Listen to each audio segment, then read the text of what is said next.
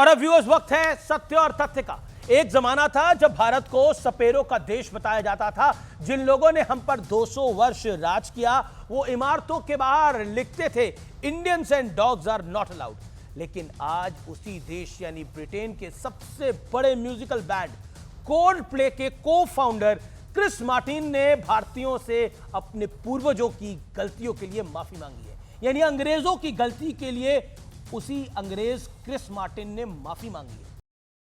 It's amazing to us that you welcome us even though we are from Great Britain.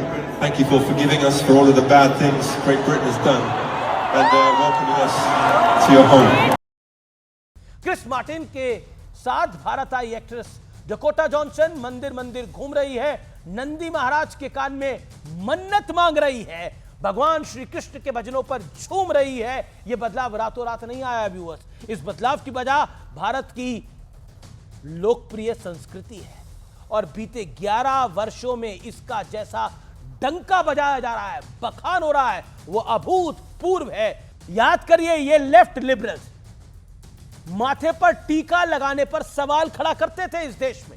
प्रधानमंत्री नरेंद्र मोदी ने ना सिर्फ माथे पर गर्व के साथ त्रिपुंड लगाया बल्कि जय श्री राम का उद्घोष से सनातन को खुलकर सेलिब्रेट भी किया और इसी को अंग्रेजी में अनअपोलोजेटिक हिंदू भी कहते हैं। जिस अयोध्या नगरी को दशकों तक सियासी अछूत समझा जाता रहा व्यूअर्स, प्रधानमंत्री मोदी ने पूरी दुनिया को रामलला की मूर्ति की प्राण प्रतिष्ठा में न सिर्फ न्योता देकर बुलाया बल्कि उनके लिए श्री राम का क्या अर्थ है इसका परिचय भी दिया।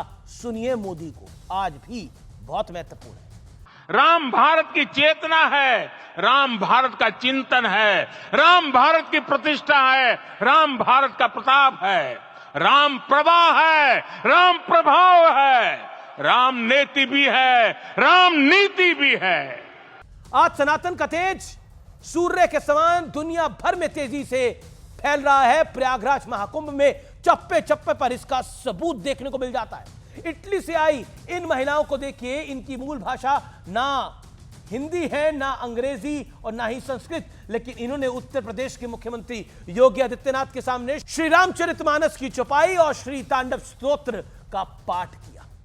जदाभुजंग पिंगल स्फुरत्तनामणि प्रभाकरं कुंकुमाद्रव प्रलिप्त दिग्वधो मुखे मदंत सिंधुर स्फुरत्वगुत्तरीय मेदुरे मनो विनोदमद्भुतं बिभर्तु भूत भर्तरी। ये तो सिर्फ झांकी है। इटली के अलावा इजराइल, रूस, जापान, अमेरिका समेत कई देशों से श्रद्धालु सनातन के सबसे बड़े जमावड़े का एक बड़ा हिस्सा बन रहे हैं, प्रयागराज पहुंचे हैं। यही ट्रांसफॉर्मेशन भारत की सॉफ्ट पावर का एक बड़ा एग्जाम्पल है, उदाहरण है। सनातन को सांप्रदायिकता से जोड़ने वालों की हालत ऐसी हो गई है उन्हें भी मंदिर मंदिर अब जाना पड़ रहा है, कुर्ते के ऊपर जनेऊ धारण करना पड़ रहा है और खुद का गोत्र भी प्रेस कॉन्फ्रेंस में बताना पड़ रहा है। यही सनातन की शक्ति अर्थात ताकत है। इसी पर गर्व कीजिए क्योंकि जब तक आप अपनी जड़ों पर गर्व नहीं करेंगे तब तक लोग आपको गंभीरता से नहीं लेंगे। इमारत वही बड़ी होती है जिसकी नींव मजबूत हो, दरख्त वही ऊपर जाता है जिसकी जड़ें मजबूत हो। हमारी जड़ें भारत की परंपरागत संस्कृति है, उसको नमन करिए, उसे सेलिब्रेट करिए।